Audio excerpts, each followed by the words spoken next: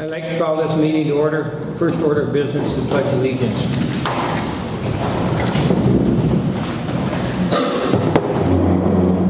I pledge allegiance to the flag of the United States of America and to the republic for which it stands, one nation, under God, indivisible, with liberty and justice for all.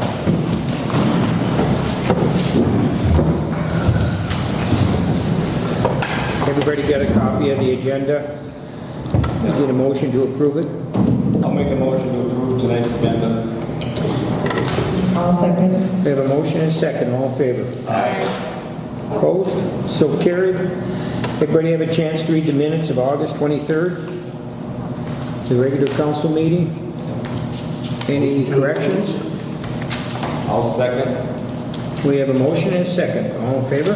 Aye. Opposed? So carried. To approve the claims list for August 2022. Any questions on any of the claims?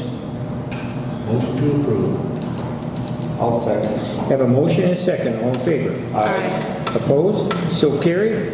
To accept the accounts balances of financial statements for the general water sewer funds for August 31st. I'll make that motion.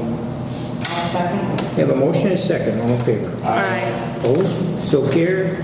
To approve resolution 2022-12, the proposed 2022 tax levy, the proposed summary. If you look at that, originally in our thing we had said 240 some, but we raised that to 250. Yeah, we raised it to just to 250 now, which is still about a 7% decrease in taxes. We still have time to adjust that, but this gives us a little breathing room. So, Thinking about inflation and everything, Yeah, so I agree with we that. can, after we get the budget comes in a bit better, we can Sure. see how it's gonna work out. Motion to approve. I'll second. we have a motion to approve a 250 levy. All in favor? Aye. Opposed? So carried. It is still pretty nice. It's still, any way you look at it, it's still roughly 7% tax decrease, which you don't see much anymore. No. So people got to be happy with that. To approve pay application number 1 for L&L Construction in the amount of, what is that amount? About 180, about 184. about 184,000 for the boat landing. That's application number 1. Well, it's either we're going to have approve, motion to approve. Yep. We get a second? I'll get a second. We have a motion and a second. All in favor? Aye. Opposed? So carried. Could I just ask, do they do the landscaping too? Pardon me? L&L Construction, are they responsible for the landscaping and all this There's stuff? the entire project, yeah. The entire project's $219,000, and we're approving 184. They still have the striping left, and I don't know, there's a few items left to do, but roughly about $40,000 worth of work. To take down all this landscaping stuff? And, well, that silt fence and stuff will have to be removed and things like that. So there's still about $40,000 worth of work to do on the project. And so this is just the first application. We've been waiting for the striping, but it has to be done in dry weather. They were supposed to do it last week, and then of course the weather rained when Thursday, but it's on the schedule. I know they're looking to do Tractor Supply, the same stripers, so when we see that done, we can probably expect it to be done here too. So, okay, the next item, which is something we have to really talk about here, is did you receive any regulations from anybody, like Duluth or anybody, some rules and regulations about blasting permits? Do we have to adopt our own blasting requirements for the city, since there is going to be a, okay. It should be in there. It should be in your copy. Behind that, yep. Right there. Oh, there we go.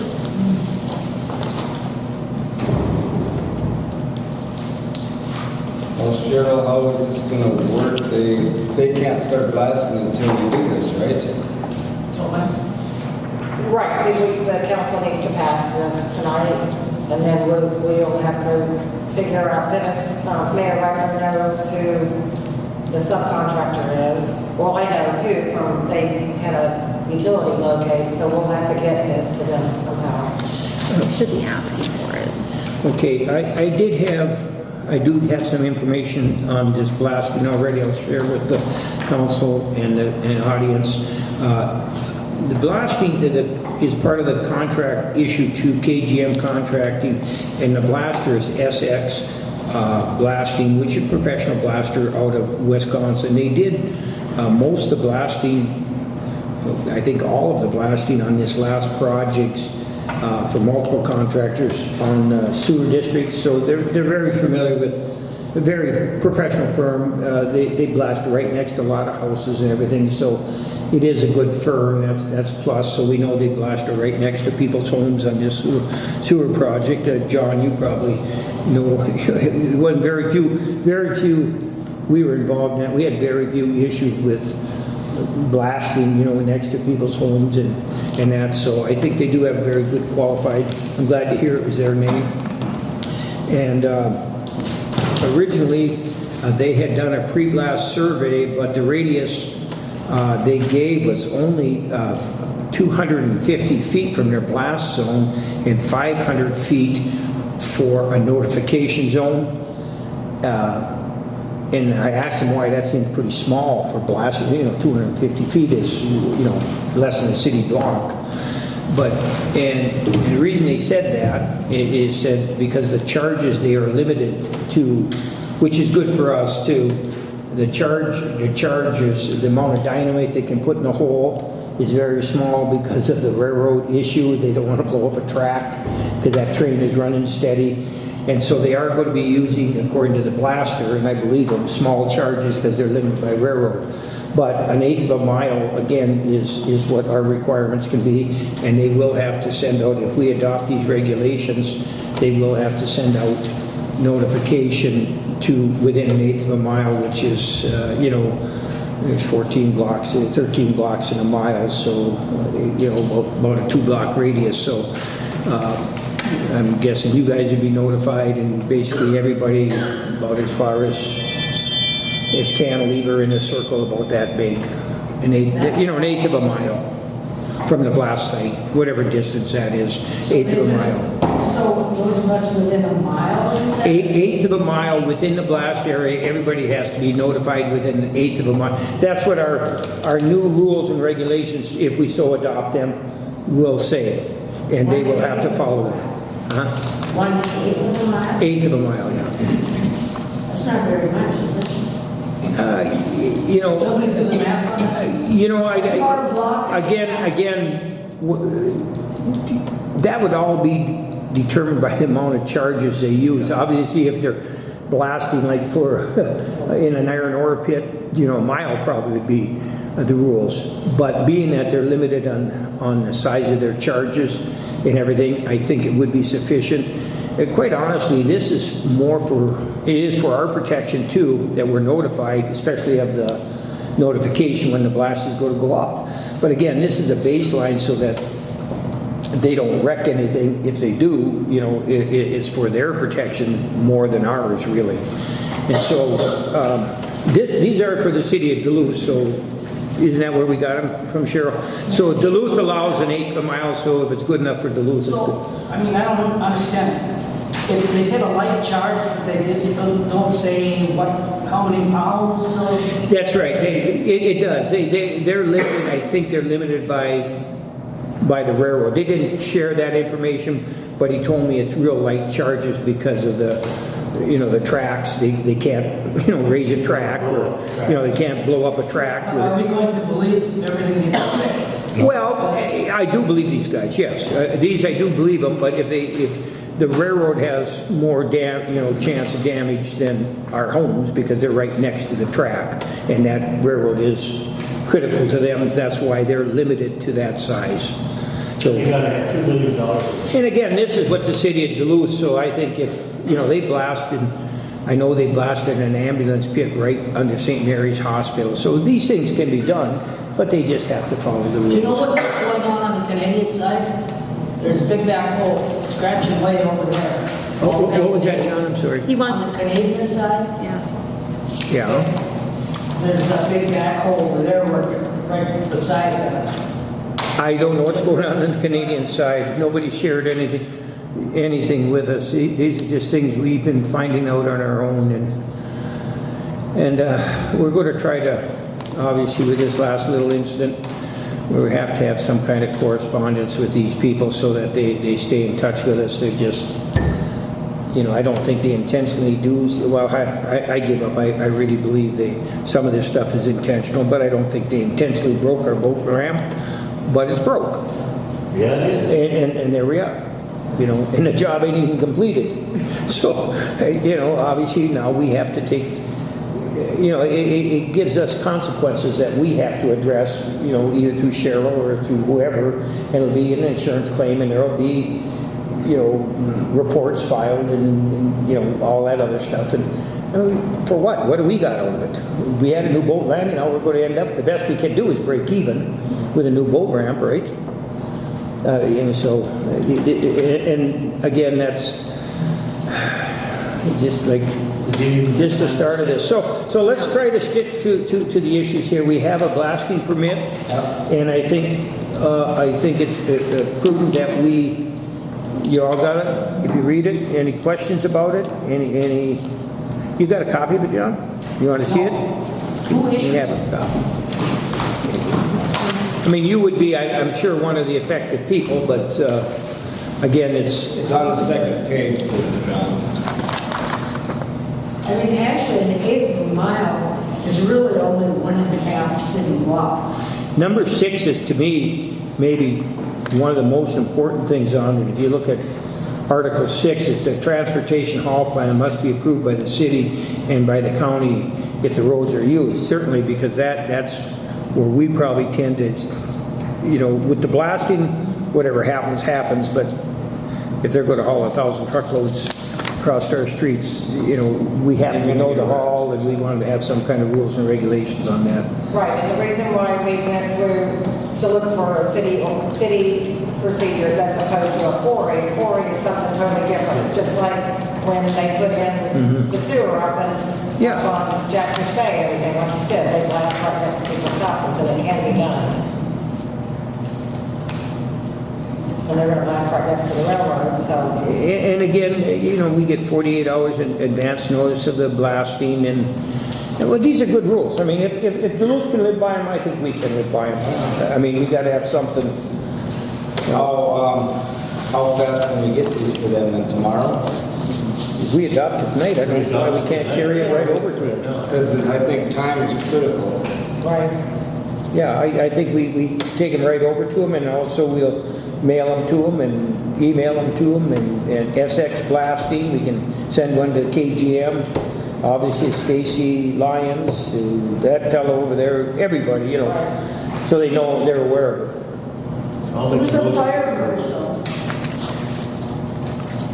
What was the question? Pardon? Did Who you- is the fire marshal? It's a state fire marshal, they're based out of, I think, the Virginia Grand Rapids. Yeah, I think it's Grand Rapids. Yeah.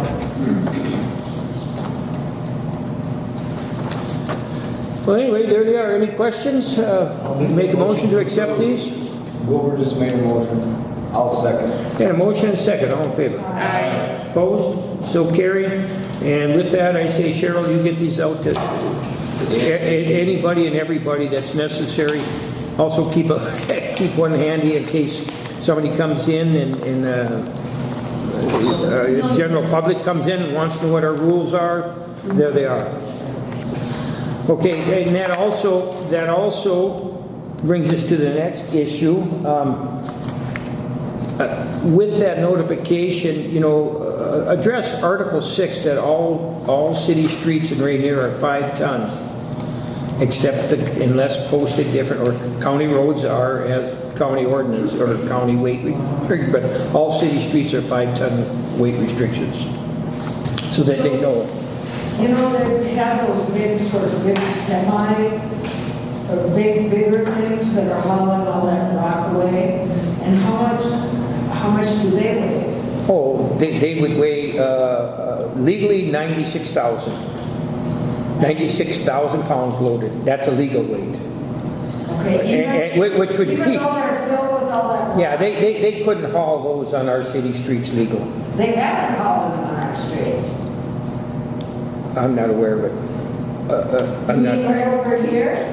I've seen those, are you talking about those open trailer like semis coming out of there? Yes. I have seen that. Yes, they've been over there. the trailers, all our streets are posted at 5 tons. Now, you know, like when they backed in that boat, it's 5 tons per axle. So if they got 6 axles, you know, now they can weigh 30,000 and then, so there's 30,000 or 30 ton, which would be, they could basically unload that boat that they come in there. They could probably do that, but they won't be able to haul loaded semis of rock. But that's exactly what I'm bringing up. Is that the semis, the open semis that have been filling up with rock and other debris on the lake side of the, Behind Ed Orkbauer's house. yeah, over by Ed Workhouse. There have been. How are they 5 getting? of them. I have not seen how they got in there. And once we notify them, They drive in and then they back up and then they Yeah, fill but- it full and then they go over past, they go down Main Street. Mayor Wagner. Okay. What they're doing, Mayor Wagner, is it's a Manco side dump, and they're clearing brush back behind well, on that point. brush, you wouldn't get overweight with any.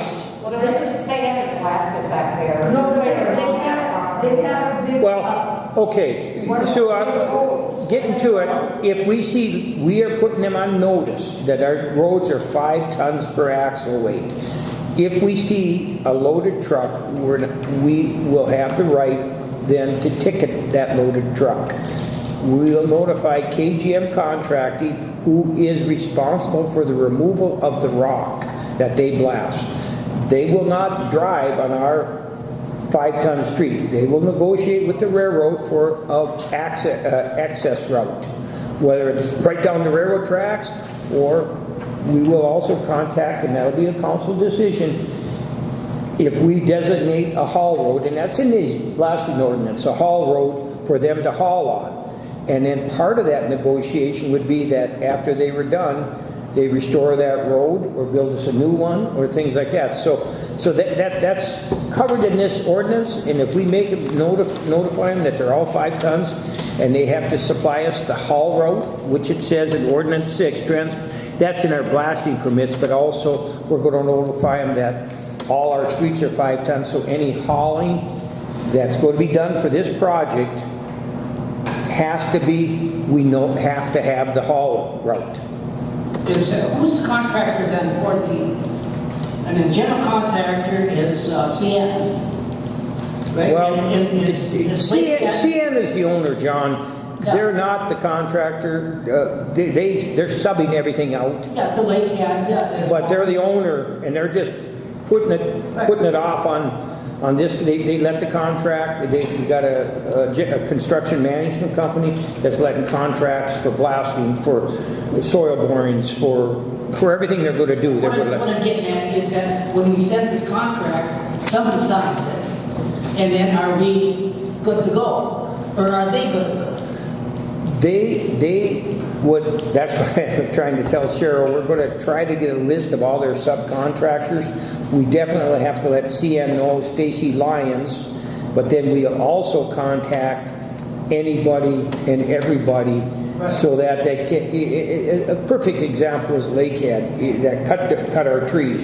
If they know they can't trespass, it won't happen. Or I can't say it won't happen, but they've been notified, and we can try to stop them, that's all. I've got a general question about that, after, when we come to the comment.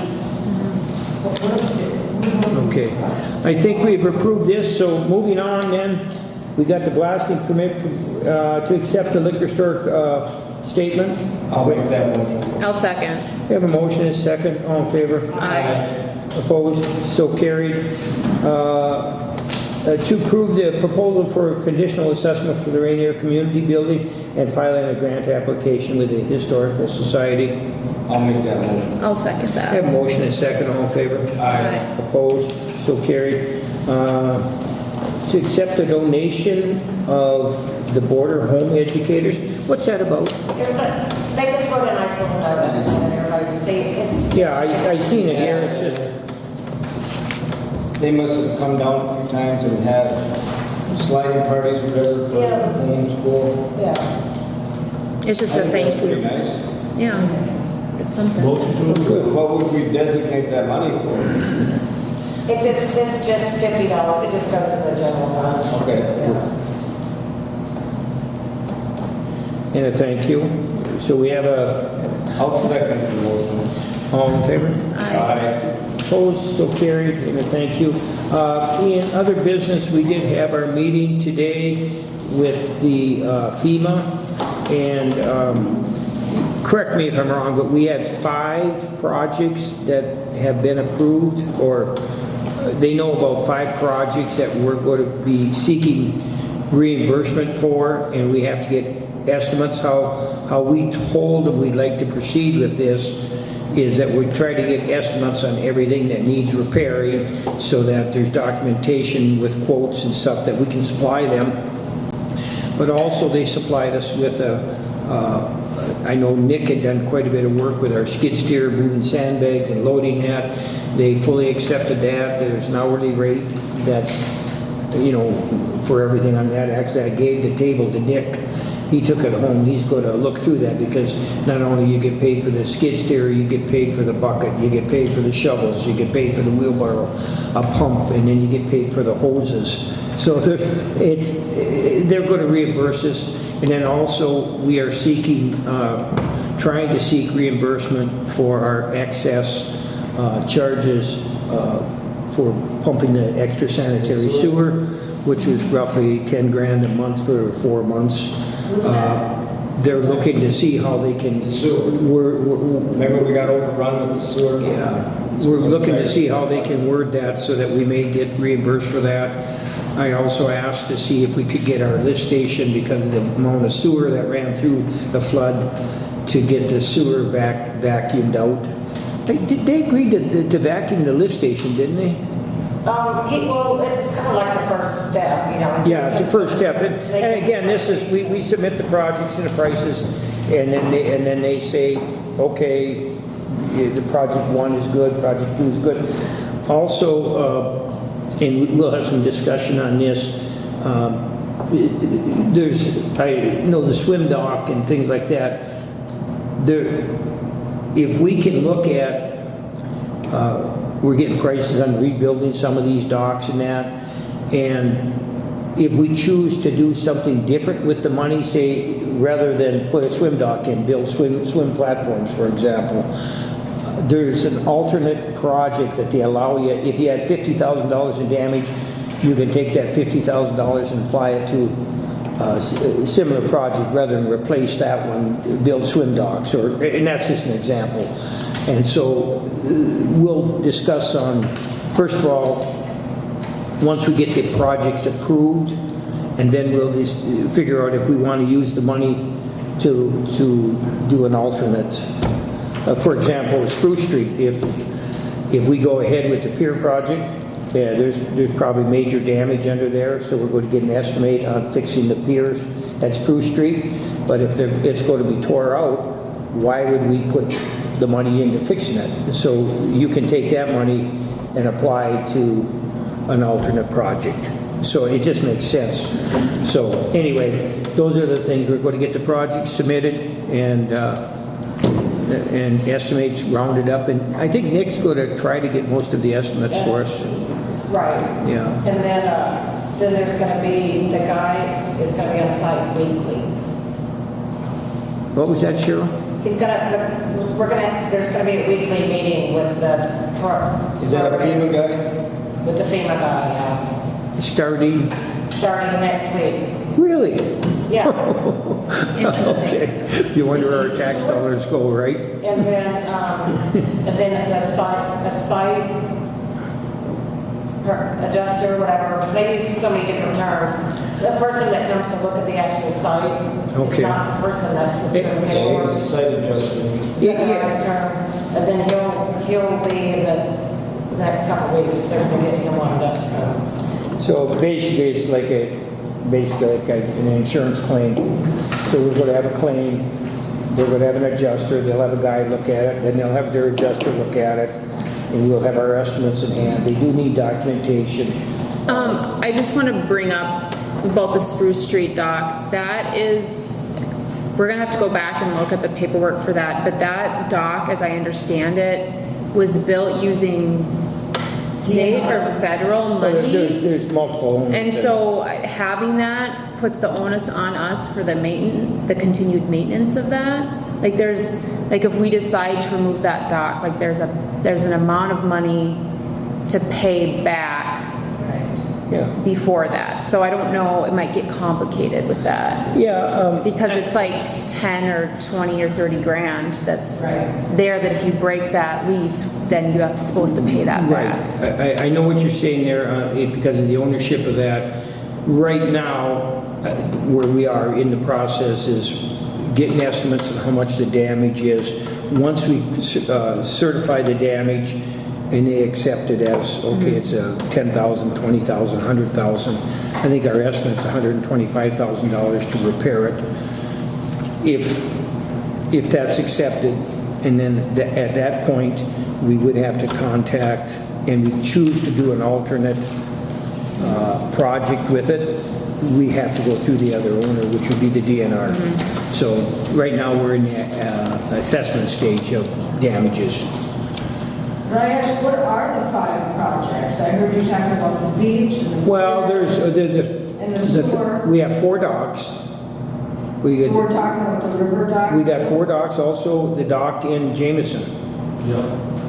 I've had people asking me already, why isn't it fixed, why can't they use it? It's what every time I drive down there, my golf cart or walk down there with the dogs, they want to know, why ain't this fixed, why ain't this fixed? Get there. Explain to them that they can start, can't get a contract to lift it out, but Those were 4 dock projects that we had, but also there was, we had a whole list of, and pictures of erosion. Well, Cheryl, they were broken down by categories, not, I mean, Yeah. so that was like, There's the a- docks are one category. Yeah, The there's debris removal is one category. 1, 2, 3, Emergency 4, 5, protective 6. measures is one category. Yeah, there's 7 categories that the projects fall under, Category, and there's multiple things we did in each category. Sandbags, helping put the sandbags out, helping with the pumping, that falls in one category. Debris removal, that falls in another category. So, we went through the whole list today and the projects, and that's, once we get them certified and listed, but I don't know what the amount of them are yet, but it was, the dock projects were about 310,000. I thought that there were big headlines and news that no FEMA money was going to be spent on it. That's for... No, that's for individuals. That's for private. Private, like your dock, they're not gonna pay for help on your Oh, dock. and then- So just private, but not municipal. Even in 2014, we had that happen. Yeah. It did. They fixed that dock out at the beach. That falls under government money, which is ridiculous. And this is actually also it's a 3/4 FEMA, 1/4 state. But what happens once the projects are certified, we deal directly with the state. Then FEMA, say it's a $100,000 project, this FEMA will send the state $75,000, and the state contributes $25,000. But if we had a contractor do the work, we send the bill in, and the state reimburses us the $100,000. So we're just starting the assessments now, but we've got a real good list, had good pictures. I didn't see any problems with any of them. It's just, again, securing the estimates from private contractors. If we did the work ourselves, we can perform ourselves, but we don't have the capability of doing that. And then the documentation list behind that is tough. So anyway, that's that project. So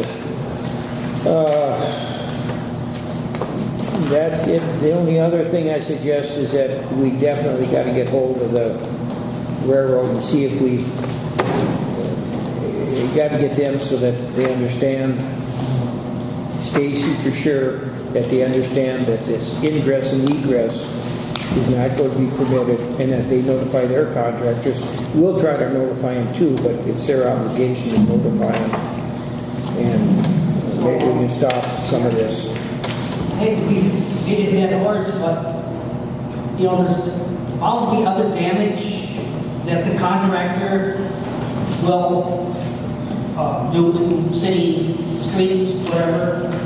I mean, and so the damage that they do, how's that gonna be handled? Well, the council comes to the conclusion here, trying to the CN, there's two large, and this is on the advice of our attorney, there's just too large a discrepancy between the CN's pocketbook and our pocketbook. If you get into a lawyer's battle, we won't win. But all the contractors that work, most of them are Minnesota-based contractors, or they will have insurance policies. So our plan of action is to notify the contractor if he, and for example, if they can't haul on our streets, it'll be his obligation to go to the railroad and say, well, how are we going to get the gravel out of here? Or how are we going to get the rock out of here? They will have to make that agreement between that contractor and the CN. We won't be privileged to that, but I don't care how they do it, but they're not going to haul on our How streets. would, for instance, in the real world, that there's cracks in the new launching ramp down there, and it looks like it was caused by excess weight on there. Yep, it was. And you know, but it's cracked, and I don't know. Well, how we're going to handle that, we just found out about that this morning, I did, and Cheryl found out at the same time. We're going to notify, there's 3 contractors, which is Braun, he was the contractor that's in charge of the soil testing. He hired Vic's Crane Service, that big crane you've seen there belonged to Vic's Crane Service, and the divers belong to Brenning. And now, I believe it's a Braun operation, but it might be a Brenning, but it's Vic's Crane that's cracked it, so we're going to notify Braun, and the crane they hired cracked it, so we're going to deal with their insurance company, because it's going to have to be replaced. Yep. And we're not going to go after the CN, because the CN didn't do it. These guys perpetrated, we were good enough to let them use the street, and they broke it. No, they didn't even have time to settle up for the concrete, they don't even settle it. Again, best we can do is break even, but I truly believe nobody's used that boat landing. They were the first ones to use it. The cracks obviously weren't there. The concrete has been tested. The project isn't even done, for Christ's sakes. And so, the agency in charge of the project is not going to accept landing with a cracked, One more. And so- Now, how about damage to residence property?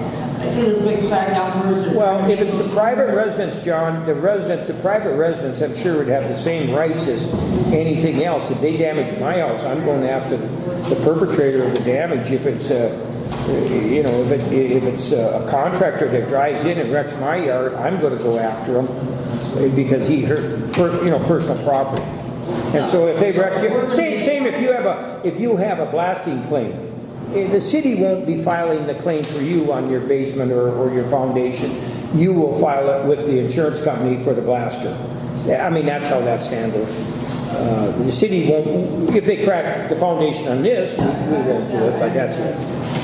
So that's why we pass these rules, so hopefully everybody has, if they don't follow the rules or if they crack, things still happen. They can follow this permit and follow the rules and they still could crack the basement.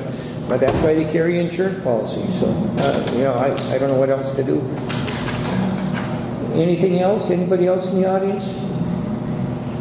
Motion to adjourn. Second. Motion in a second. All in favor? Aye. Opposed? So carried.